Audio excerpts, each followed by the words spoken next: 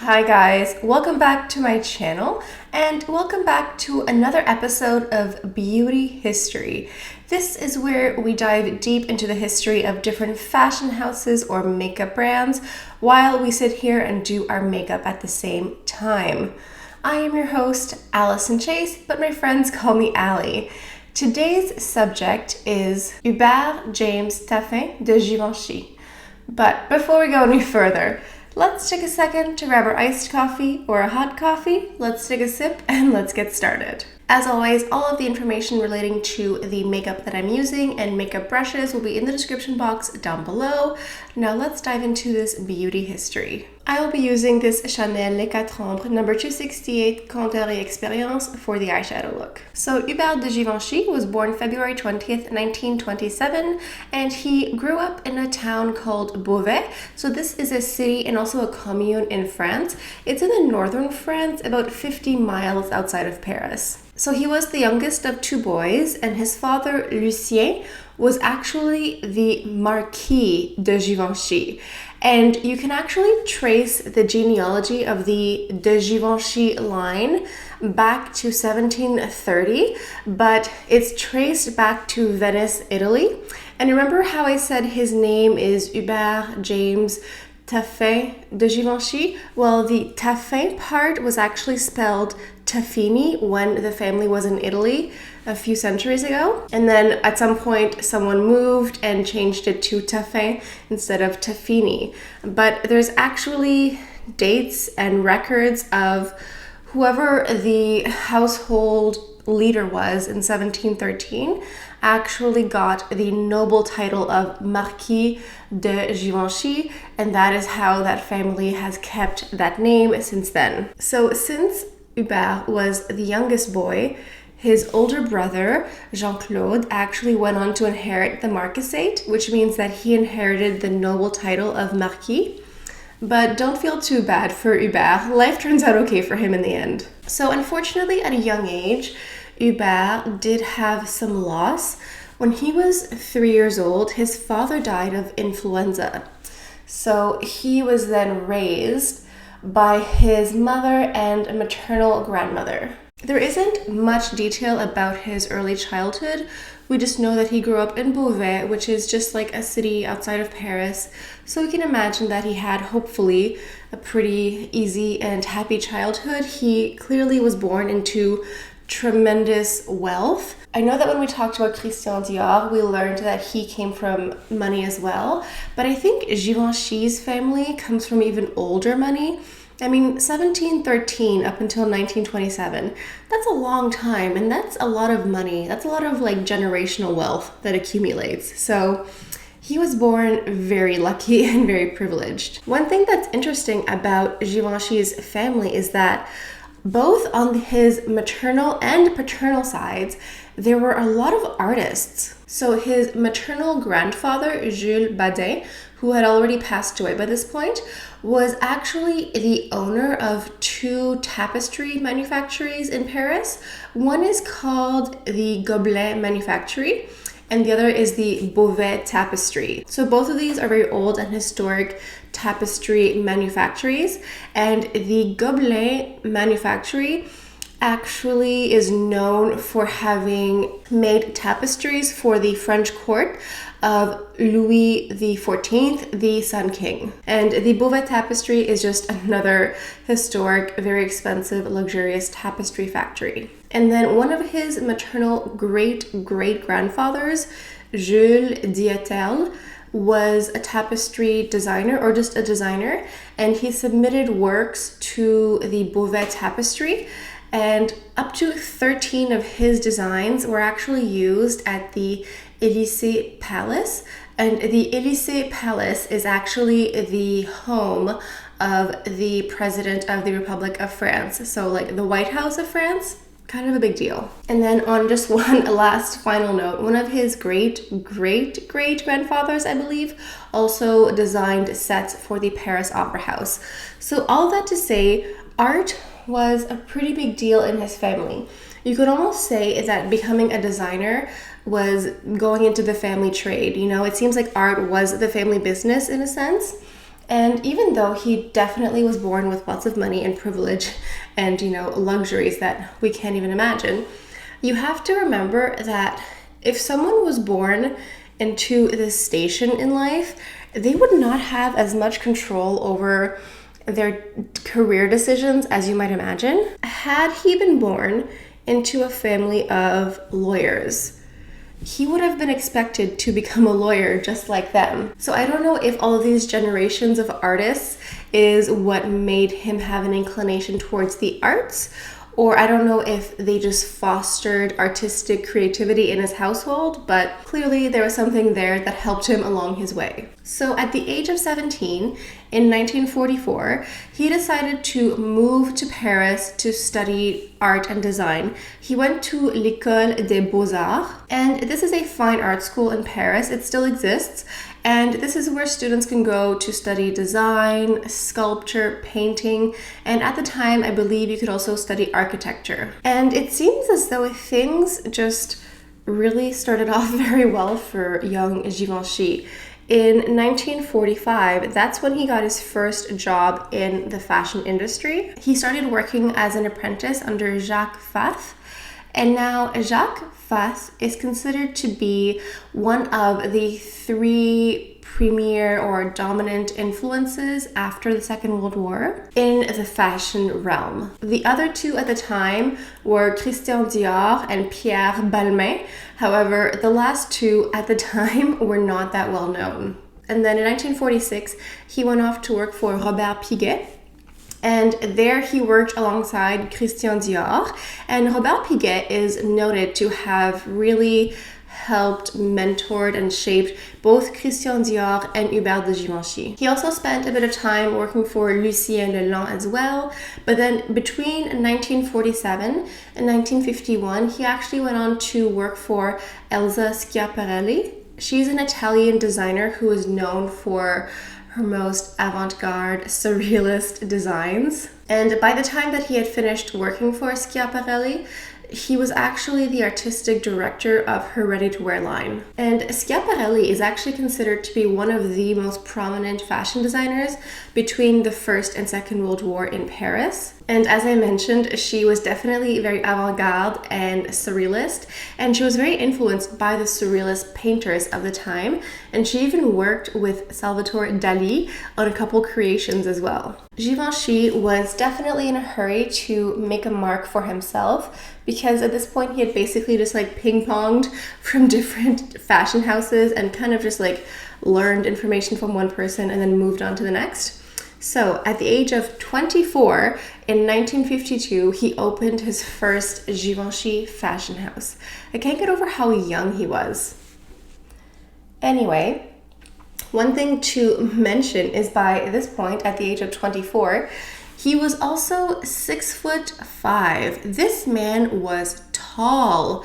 Oh my goodness, it's hard to tell sometimes from the photos, but he was a very, very tall man. So his first collection really featured very detailed and structured separates. So he would have like these airy, puffy skirts with very tailored shirts, and they were separates, they were not dresses, so you could mix and match them together. And the idea was that you could mix and match any skirt and any shirt from his collection together, and you would still maintain the same silhouette and the same structure. And by this point, he was still using rather inexpensive fabrics, because even though in 1952 the war had been over for several years, France was still feeling the effects of the war, and rationing had continued afterwards. So initially he was known for using rather inexpensive fabrics, but creating beautiful pieces nonetheless. So as I mentioned, his affinity for very structured blouses paired with some airy skirts. One of his first muses and model friends was Bettina Graziani, and she was Paris's top it girl at the moment. She was Paris's top model, and so he used her for his campaigns, and she was wearing this very structured and fitted blouse that was a bit ornate, and the sleeves had these ruffles and they were very voluminous and just very extra. And this was the talk of the town. This was the Bettina blouse. It became synonymous with Givenchy immediately. I tried to pull out the closest thing I have to a Bettina blouse. I don't have a Bettina blouse. I have this lovely blouse here, which I think is very nice, but not at all the same style. But we can see where I'm trying to go with this. And Bettina and Givenchy were great friends, and she worked as some sort of like public relations for him, and she would help him set up fashion shows, and she would wear her Bettina blouse and, you know, spread the word of Givenchy. And back on the note of the separates look, you know, when we think of Paris, we think of fashion, and we often think of like Parisian chic or Paris chic. And I think that the separates that he did, this groundwork where you have this overly structured fitted blouse with a flowy airy skirt where you can mix and match, I think the idea that we have of what Paris chic looks like is this separates look, whether or not we realize it. I think that the work that Givenchy did really helped establish the modern look of Paris chic. So in 1953, Givenchy was still in his 20s and he had his boutique. It was going relatively well. You know, he had done the separates, he had done the Bettina blouse, and he got a phone call from someone in Hollywood saying that a Miss Hepburn would be arriving shortly because she needed clothes for her new movie. And so he thought that they meant Miss Katharine Hepburn, of course. You know, this tall American spitfire of a woman who was a famous actress at the point. So he was like, yes, I would love to dress her and bring her in. So he opens the door. Remember, he is 6'5". He opens the door, this towering man, and he sees this little doe-eyed waif of a woman. This was not Katharine Hepburn. This was Audrey Hepburn. So in 1953, she was an actress, but she is not the Audrey Hepburn that we know of today. She was filming her movie, Sabrina, and she wanted some dresses for her film, and she wanted him to dress her as well. She, you know, he was a designer. She knew who he was. She had heard his name, and she wanted him to dress her. Hubert de Givenchy, being the perfect gentleman, was not very interested, but he wasn't going to be rude. So he said, Miss, I have racks of clothing from last collection. Please go ahead and pick whatever you want. You know, just trying to get rid of her. So Audrey went through the racks and picked out 3 outfits.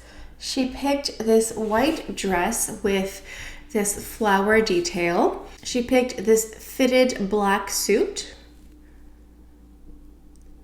and this gorgeous black evening dress with little bows on the shoulders. And all 3 of those outfits would be in her movie.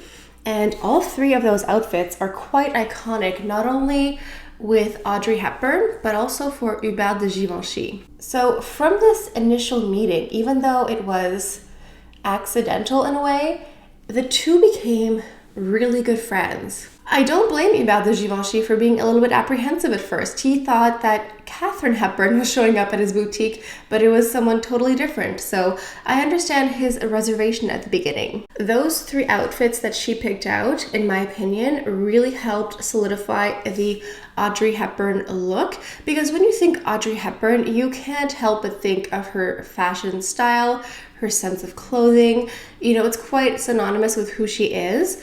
And I think that those 3 outfits really helped the public also understand who she was and have a clear sense of who Audrey was. Even though he was apprehensive at first, he did go on to attend the movie premiere with Audrey in the US. It was actually his first time traveling to the United States as well. I think that they really hit it off so well because they were quite similar. Both of them were very young. She was 24, he was 26 at the time. They were both equally young in their respected fields. I think they also both had a sense of maturity and elegance about them.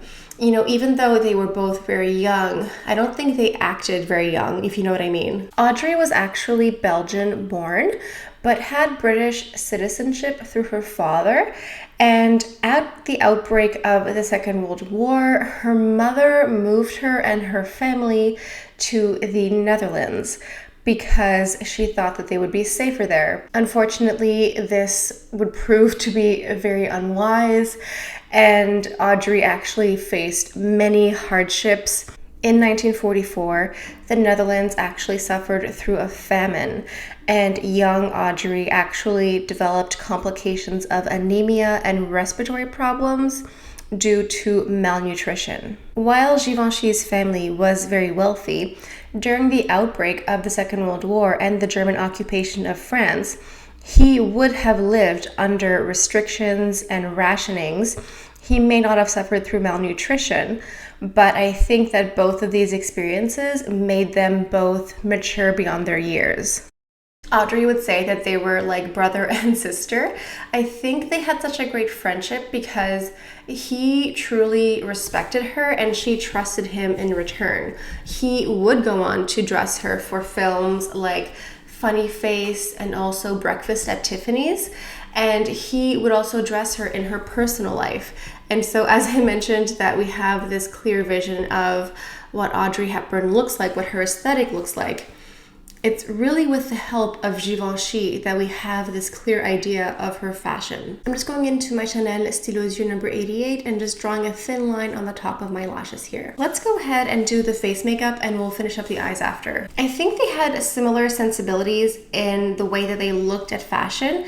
You know, like I said, they were both very elegant people, and when he would dress her, he would take note of her insecurities because being a woman, even Audrey Hepburn had insecurities, and so he made sure to really give her clothing that was almost like armor and that would help her feel like she was the most like herself in his clothing. So for the foundation, I'm going into my Sisley Phyto Teint Ultra Éclat foundation. So it's undoubted that Audrey was a beautiful woman, but Givenchy made sure to always make her look good without putting her in clothing that was overly sexy or overtly sexual. You know, like we can look at Audrey and think, wow, she looks amazing. She always looked stunning, but in a very elegant and timeless fashion. And then for the concealer, I'm going into my Clé de Peau concealer in the shade Almond. So one thing to note is that in the early 1950s, in America, French fashion designers were not common household names like they are today. I mean, even if we don't own Givenchy ball gowns, we probably know who this person is or what this fashion house is. But in the 1950s, especially the early part, people didn't really know that. So with Audrey Hepburn working with Hubert de Givenchy, this really seems to have rocket launched both of their careers because his designs were so beautiful that they really stood out in the films that she was starring in. When you think of the movie Breakfast at Tiffany's, you think of that little black dress. You think of that scene when she is wearing those big glasses and that dress and the necklace. That was Givenchy. That little black dress from Breakfast at Tiffany's is Givenchy. Like, you wouldn't have Breakfast at Tiffany's without Givenchy. I don't know if that movie would be as iconic without the style and the fashion. It's almost as if with these two you had this perfect blend because you had this blend of French chicness, French elegance, and American glamour. Even though Audrey was not American, you had this perfect blend together, which would propel fashion in the 50s and 60s. And then in 1957, Givenchy decided to create his very first perfume, which he called L'Interdit. And guess who was the model for this fragrance? Audrey Hepburn, of course. She was actually the first actress to be the model or face of a fragrance. I mean, now it's quite commonplace to have an actress be a model for perfume, but at the time it was brand new. I'm just gonna go ahead and set my face with a bit of powder. I'm going into this new Gucci face powder that I have. Back to this fragrance, L'Interdit. It was described as a floral perfume with aldehydes in it, but there was also some mandarin and peach, And most interestingly for myself is that there's also notes of violet and iris. I love violet notes in fragrances, but there was also a mixture of jasmine, a little bit of musk, and tonka bean. Honestly, this sounds like a fragrance that I would really enjoy wearing. So in 1957, he also debuted this famous Sac Silhouette. So it's this silhouette that is basically hidden under a very voluminous and bulbous dress. So you can't actually see the shape of a woman underneath it, but the hemline is much shorter. So it was like a subversive way of showing off a bit of sexiness, because traditionally you would just like have a lower neckline to show off some cleavage or a bust. But this Sac Silhouette kind of reversed that, where you couldn't see the shape of a woman, but you could see more of her legs. I'm going into my Hourglass blush in Radiant Magenta. So obviously Audrey Hepburn was one of his muses, but Givenchy also dressed some other famous women at the time. He dressed Princess Grace Kelly, he dressed Sophia Loren, he also dressed Jacqueline Kennedy Onassis, just to name a few. There's also a much longer list somewhere on the internet of all the famous women that he dressed. But these to me are very iconic women of the 1950s and 60s. So Hepburn was a great friend and muse to Givenchy, but another great friend and very important person in Givenchy's life was Cristobal Balenciaga, who is another famous designer. And these two were friends, but Balenciaga also acted as a type of mentor to him. Even once Givenchy had his fashion house and was doing very well, he still looked at Balenciaga for inspiration and advice. And Balenciaga is one of those designers that is known for having mentored and helped a lot of other designers as well. In fact, Balenciaga and Givenchy practically premiered their Sac silhouettes or their Sac dresses at the same time. Like, they would work together almost collaboratively on their collections. So using this white waterproof liner from Chanel, I just went ahead and traced it on the bottom waterline. And then for the bronzer, I will in fact go into some Givenchy makeup. This is the Healthy Glow Powder number 3 Amber Season. I really think that the 1950s and 60s fashion is really when Givenchy really blossomed and became the icon that he is today. He created 2 other designs in this time period that were really synonymous with him and the decades. So he created the baby doll dress. This was inspired by Balenciaga's trapeze style dress, and Givenchy just made his own variation of it with the baby doll silhouette. And the other design was the balloon coat. So this was a very voluminous coat, which again had a shorter hemline, but the silhouette was quite free-flowing as well. And I think that this would lead into the 60s and the swinging 60s with this type of silhouette. In the 60s, he also created his men's line called Givenchy Gentleman, and this was just as well received as his women's fashion line. For the mascara, I'm going into my Gucci Mascara L'Obscur in number 1 black. And then he would also go on to design other things like jewelry, handbags, and he also ventured off into different arenas such as tableware, upholstery. At some point, he was even designing for certain Hilton hotels. So he really put the Givenchy stamp on a lot of products. And then to finish off my makeup look, I'm gonna go into my Lisa Eldridge lipstick in Go Lightly. This seems like the most perfect fit. So, fun fact, in the 1970s, Givenchy participated in something called the Battle of Versailles. This was in 1973. This was a fundraiser for the Palais de Versailles because they were raising money for renovations and restorations. So the premise was having 5 French designers battling it off with 5 American designers. So in the France corner, we had Yves Saint Laurent, we had Emmanuel Ungaro, Christian Dior, Pierre Cardin, and Hubert de Givenchy. In the American corner, we had Anne Klein, who brought with her her assistant, Donna Karan. We had Bill Blass, Halston, Stephen Burrows, and Oscar de la Renta. So you had this battle of fashion at the Palais de Versailles in the Hall of Mirrors. This event had 700 guests including Andy Warhol, Josephine Baker, and Liza Minnelli, just to name a few. Can you imagine what type of party that was afterwards? So I think the general consensus is that the American side won the Battle of Versailles. They just had this new, young, fresh infusion into fashion. And up until this point, most American designers were not really considered high fashion. Like, they were considered high fashion for America, but not Parisian high fashion. And I think this helped mix both worlds together even more. And also, what's important to note is at this event, the American designers brought with them models of color. And this was just absolutely shocking and groundbreaking. And many French designers, including Yves Saint Laurent and Givenchy, would continue this tradition of using non-white models in their runways. So Givenchy continued into the 80s, at which point his fashion house was actually bought up.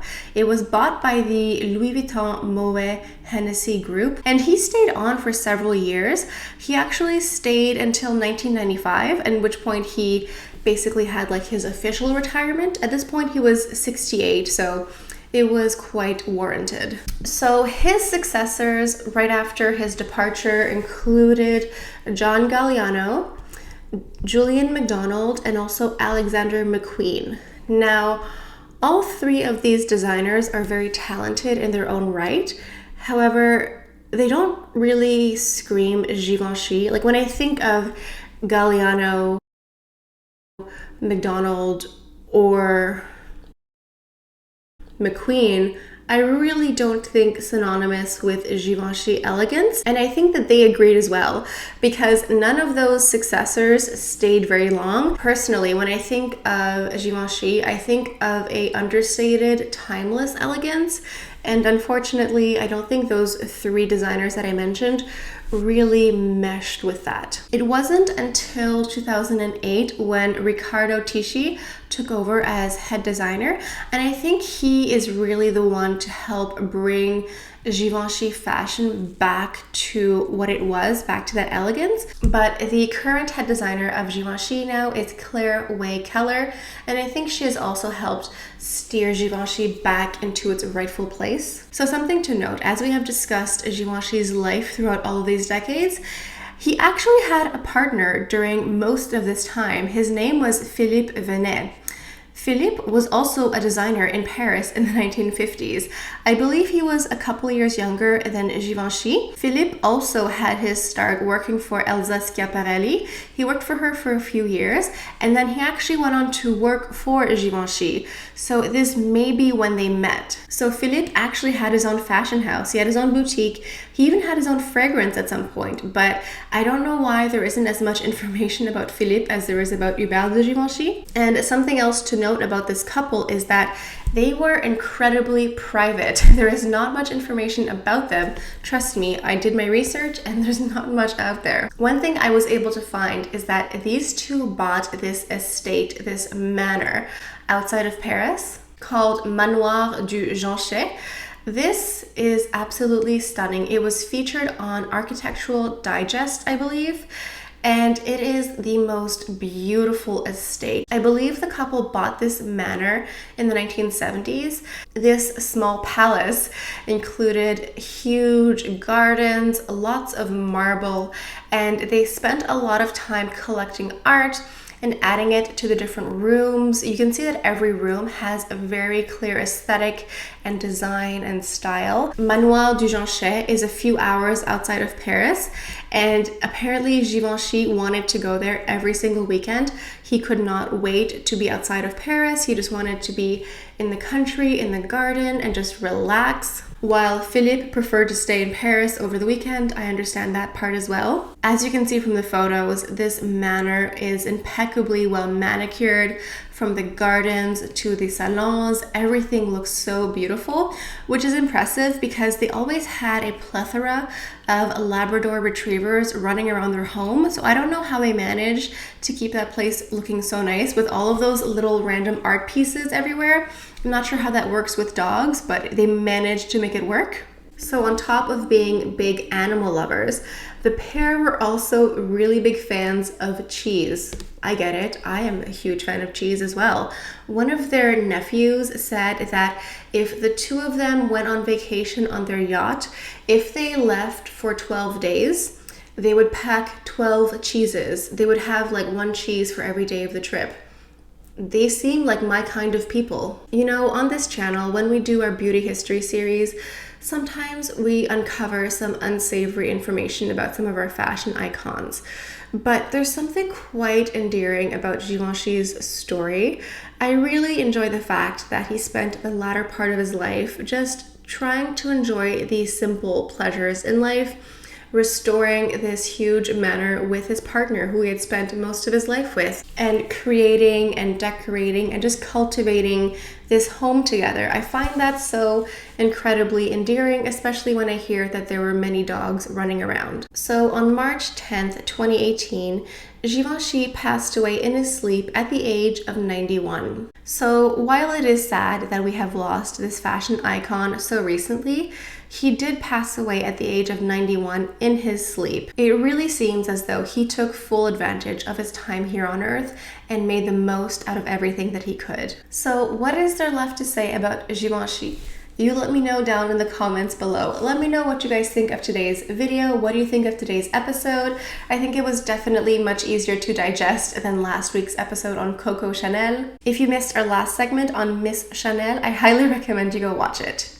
If you guys are new to my channel, I have a series here called Beauty History, where I do a deep dive into the history and legacies of different fashion houses and makeup brands. And also on a regular basis, I do lots of luxury makeup reviews and tutorials. And whenever I get a new collection, I will create several different looks with the same items. That way you guys at home really get a sense on how to use up all of your makeup. So if any of that sounds interesting to you, please subscribe to my channel. I think this is all I have for you guys for today, so thank you all so much for stopping by. I hope you have a beautiful day, and I'll see you guys next time. Bye.